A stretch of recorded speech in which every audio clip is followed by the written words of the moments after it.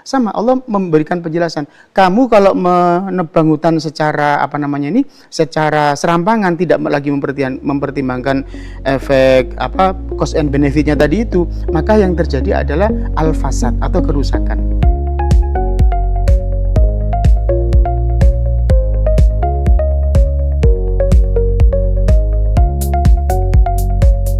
Assalamualaikum warahmatullahi wabarakatuh. Pemirsa, senang sekali ketemu lagi dengan Anda untuk tetap membahas tema-tema teraktual, topik-topik terupdate yang sedang ada di sekitar kita.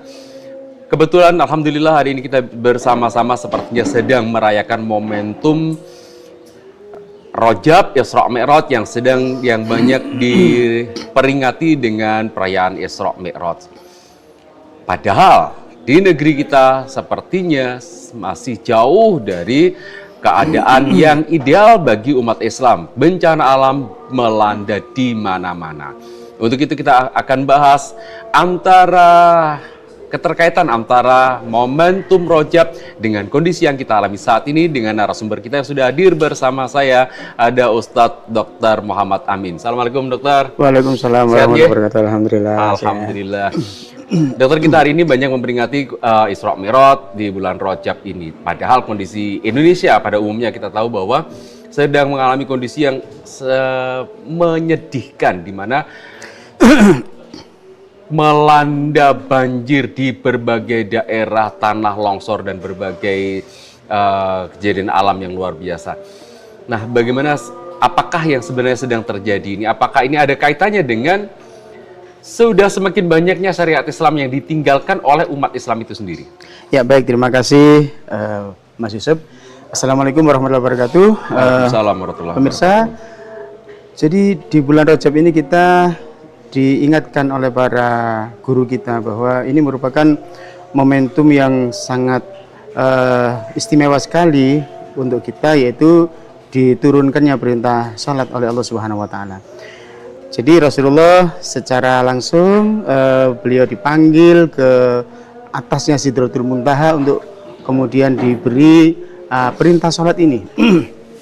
Nah, apa keterkaitannya dengan kejadian-kejadian yang menimpa negeri kita? Jadi begini, kejadian yang menimpa negeri kita itu berupa banjir ya terutama sekali, dan tanah longsor yang terjadi di Sumatera Utara, Sumatera Barat, dan juga Aceh, dan juga di tempat-tempat yang lain di negeri kita ini, itu kalau kita istiqra atau kita baca dengan kacamata iman, itu ada kaitannya sebenarnya dengan apa yang disebutkan oleh Allah Subhanahu wa taala dengan dalam ayat zuharul fasadu fil barri wal bahri bima kasabat aydin nas.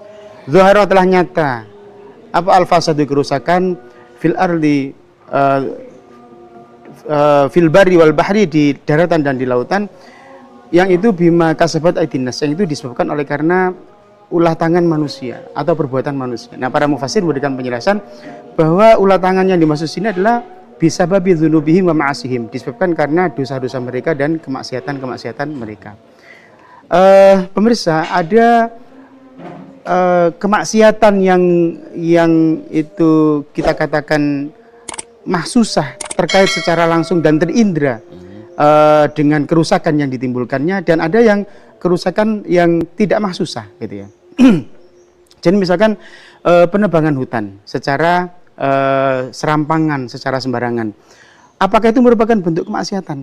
Jadi dalam satu hadis Rasul itu menyebut, Rawahu Dawud ya, diriwayatkan oleh Imam Abu Dawud, bahwa orang yang menebang pohon ya, tanpa hak, tanpa bisa dipertanggungjawabkan efek cost and benefitnya ya, maka itu akan ditenggelamkan kepalanya itu di wail, di neraka wail gitu ya.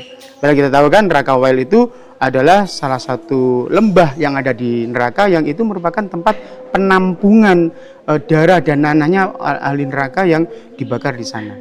Nah, itu kepalanya orang yang menebang hutan tanpa mempertimbangkan cost and benefitnya untuk seluruh secara holistik, maka itu akan ditenggelamkan ke sana. Hukumannya di situ. Satu pohon saja gitu ya. Sehingga kita bisa langsung kaitkan itu. Oh alah, ternyata penebangan pohon yang yang mana akar pohon itu akan bisa menahan tanah longsor sehingga tidak menimbulkan banjir, bisa meretensi air dan seterusnya, itu tidak lagi terjadi ketika pohon-pohon tadi ditebang. Dan itu melanggar syariah. Dan akibatnya apa? Relate, mahsusah gitu ya. Sesuatu yang terindra dari penebangan pohon secara serampangan tanpa memperhatikan efek cost and benefitnya ya. Kemudian kemudian hujan turun deras sehingga kemudian tidak mampu menahan air, tidak ada retensi air di situ, kemudian terjadi tanah longsor dan logging tadi itu terbawa arus air dan kemudian menimpa rumah dan penduduk. Maka di situ terjadi bencana, terjadi musibah. Jadi kemaksiatan yang tidak memperhatikan tidak mengikuti hadis Nabi tadi itu sangat relate dan kemudian mahsusah, terindra. Kaitannya, hubungannya itu bisa dilihat. Jadi di sini sangat-sangat jelas sekali. Nah, sangat jelas bahwa kemaksiatan itu ternyata menimbulkan bencana. Maknanya apa? Ketaatan itu paham sebaliknya apa? Ketaatan itu akan menghasilkan kebaikan. Nah, di dalam apa kaitannya dengan Isra Mi'raj? Di dalam sholat kita kan diwajibkan membaca surat Al-Fatihah. Allah Subhanahu wa taala di dalam surat Al-Fatihah yang kita baca itu kita mengatakan ihdinas siratal mustaqim. Ya Allah, tunjukilah aku ke jalanmu yang lurus, ke jalan yang lurus. Nah, jalan yang lurus itu salah satunya adalah jalan yang ditunjukkan oleh hadis Nabi yang kita tidak boleh menebang pohon secara serampangan tadi itu, Mas Yusuf. Sehingga lawang dalam sehari itu minimal kita setiap rakaat baca Al-Fatihah ada 17 kali pemirsa. Kita itu membaca ihdinas siratal mustaqim, ihdinas siratal mustaqim. Akan tetapi jalan yang kita minta yang sudah ditunjukkan oleh Nabi, yang kemudian ditunjukkan, disampaikan oleh para ulama, tidak kita pakai. Ini kira-kira sebenarnya kita ini mau baik atau mau nggak baik gitu loh ya. Nah, mestinya momentum Isra Mi'raj yang di mana diturunkan perintah sholat ini menumbuhkan awareness, menumbuhkan mungkin insight baru gitu ya bagi kita bahwa oh ternyata memang relate gitu ya antara musibah yang terjadi, bencana yang terjadi, al-fasad yang terjadi dengan kasabat aidinas. Apa kasabat aidinas? Maksiatnya apa? Yaitu tidak menghiraukan hadis Nabi mengenai pelarangan menebang pohon sebagaimana dalam riwayat Abu Dawud tadi itu. Nah, mestinya ya bukan itu aja ya. Saya rasa agar ada banyak sekali lah hukum-hukum syariah yang itu berasal dari Quran dan Sunnah, yang itu kalau kita terjang ya, itu akan menimbulkan berbagai macam fasad tadi itu ya.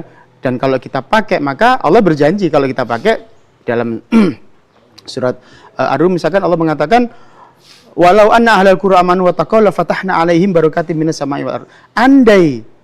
Andai penduduk bumi itu beriman dan bertakwa, maka pasti akan kami bukakan barokatin, banyak sekali barokah. Di situ Allah menggunakan isim jamak muannats salim, barokatin, ada alif taknya di situ, barokah, bukan cuma berkah, bukan itu, tapi barokatin, banyak barokah dari langit dan bumi, gitu.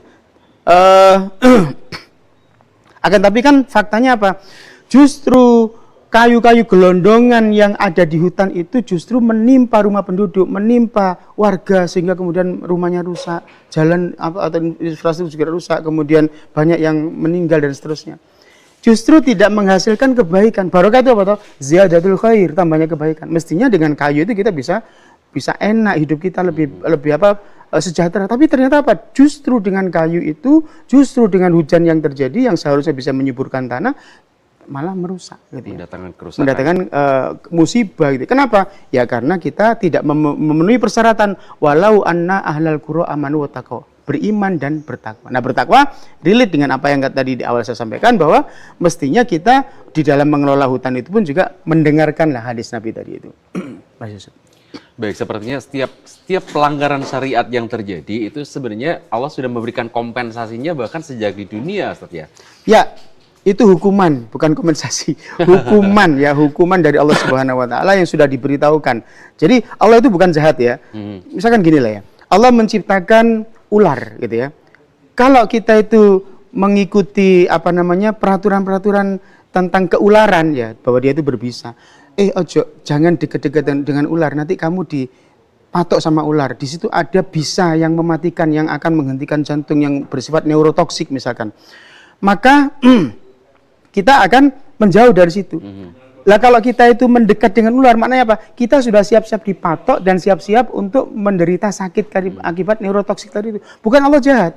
Allah menciptakan ular bukan tidak berguna gitu kan. Pasti ada gunanya. Akan tapi oleh karena kita sendiri yang jarak mendekati ular, maka kita jadi terpatok dan kita akan menjadi sakit, menjadi bahkan meninggal gara-gara bisa ular tadi itu. Sama Allah memberikan penjelasan. Kamu kalau menebang hutan secara secara serampangan, tidak lagi mempertimbangkan efek cost and benefitnya tadi itu, maka yang terjadi adalah al-fasad atau kerusakan. Nah, kerusakan itu sekarang sedang kita rasakan. Bukan berarti Allah jahat karena mengirim logging tadi itu, kayu-kayu yang gelondongan tadi itu ke rakyat, bukan. Tapi karena justru kemaksiatan kita lah yang menjadikan itu semua terjadi. Allah sudah memperingatkan hal Allah itu sudah bakal memperingatkan terjadi. gitu. Tapi kita jarak. Kita nantang Kita kayaknya nantang. ya. Nah, kalau sudah terjadi, hari ini kan sudah terjadi ya Ustaz ya, kerusakan yang sangat nyata, kerusakan yang sangat besar di berbagai tempat. Apa sebagai umat Islam yang harusnya kita segera menyadari diri, apa yang seharusnya kita lakukan supaya minimal tidak bertambah lagi kerusakan-kerusakan atau hukuman-hukuman yang dokter sampaikan tadi, hukuman Allah semakin berat. Kita speak up, kita ngomong, kita sampaikan bahwa Allah Subhanahu wa taala sudah memberikan peringatan gitu. Dan peringatan itu kan yang kita minta selama ini, pemirsa ya, setiap hari sekali kita meminta kepada Allah peringatan itu. Itu ihdinas siratal mustaqim. Itu sudah diberikan oleh Allah peringatan. Nah, ini satu hal yang saya rasa kita semua harus punya awareness ini, bahwa ketika kejahatan atau kemaksiatan itu dilakukan oleh individu, mungkin yang ditebang adalah 1-2 pohon. Ya. Tapi ketika kemudian individu-individu itu yang bahkan mempunyai alat-alat berat, mereka merupakan perusahaan, ya, kemudian didukung oleh undang-undang, oleh negara, kemudian di backup oleh keamanan, rakyat yang protes harus berhadapan dengan pihak keamanan aparat misalkan, maka ini merupakan kerusakan yang sangat-sangat besar sekali. Kalau kita bilang ini merupakan kemungkaran yang sangat jelas, di mana negara atau pemerintah justru menjadi sponsor terjadinya kemaksiatan. Nah, seharusnya negara ini menjadi sponsor atau pendukung atau yang membackup kebenaran, kebaikan. Itulah yang disebutkan oleh Allah Subhanahu wa taala di dalam surat At-Taubah. Allah mengajari kepada Rasulullah doa, waj'al li min ladunka sultanan nasira. Waj'al, dan ya Allah, jadikanlah li untukku min ladunka, dari sisi panjenengan, sultanan nasiron, kekuasaan yang menolong, kekuasaan yang bisa membackup dilaksanakan kebenaran, kekuasaan yang bisa membackup dilaksanakan ihdinas siratal mustaqim itu. Dan kekuasaan yang menolong itu tidak lain dan tidak bukan adalah negara khilafah, pemirsa. Bukan yang lain. Bukan negara sekuler seperti sekarang ini yang memisahkan. Ketika kita speak up, ngomong bahwa seharusnya negara diatur oleh syariat, maka mereka akan mengatakan negara harus disterilkan, politik harus disterilkan dari agama. Jangan bawa-bawa urusan agama, politik, agama ke politik atau ke negara. Itu sekuler saudara. Itu merupakan ajaran sekulerisme yang kita harus lawan. Sudah saatnya kita move on dari kondisi ini. Karena sudah terbukti bahwa ketika kita sekuler, tidak menghadirkan agama, negara tidak menjadikan diri sebagai negara khilafah, tidak mau diatur oleh syariat Allah Subhanahu wa taala, maka jadinya adalah ini salah satu aja ya, sesuatu yang bisa kita indra dengan sangat jelas sekali, musibah banjir berupa banjir, tanah longsor, dan akibatnya adalah kematian dan seterusnya. Zuharul fasadu fil barri wal bahri bima kasabat aydin nas. Saya rasa itulah yang harus kita speak up, yang harus kita omongkan, yang kita harus sampaikan kepada semuanya agar ini menjadi insight yang baru, bahwa negara kita mau tidak mau, suka tidak suka, ini harus menerima banjir dan tanah longsor kalau kita tidak mau diatur oleh syariat. Kalau kita tidak menjadi negara khilafah.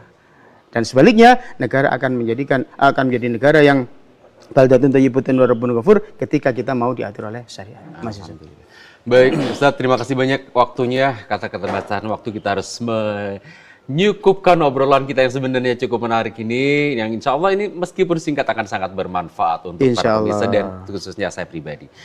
Pemirsa, demikian tadi obrolan saya dengan Ustadz Dr. Muhammad Amin tentang kondisi kita bahwa ternyata setiap perilaku manusia yang melanggar syariat Islam akan langsung mendapatkan kompensasinya berupa hukuman dari Allah, tidak hanya di akhirat tapi bahkan sejak di dunia. Jika sudah terbukti bahwa aturan-aturan yang dibuat manusia ternyata tidak mampu menyelesaikan urusan manusia, maka sudah saatnya kita kembali kepada hukum-hukum Allah saja. Mudah-mudahan manfaat. Jangan lupa like, komen, dan share supaya lebih banyak lagi yang tercerahkan dengan obrolan-obrolan kita selama ini. Assalamualaikum warahmatullahi wabarakatuh.